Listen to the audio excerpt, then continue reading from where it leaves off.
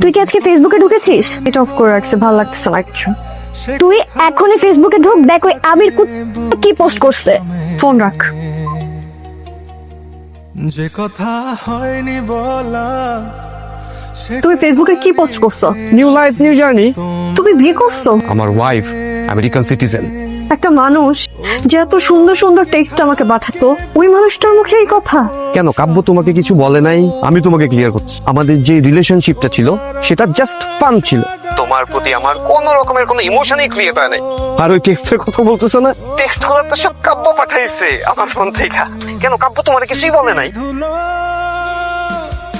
আমার অস্তিত্ব জুড়ে তুমি তুমি সকল অনুভূতি আমার ইমোশন নিয়ে কেন খেললেন? আমি কখনো কোনো দিনও তাদেরকে মাফ করবো না, কোনো দিনও না। জমে থাক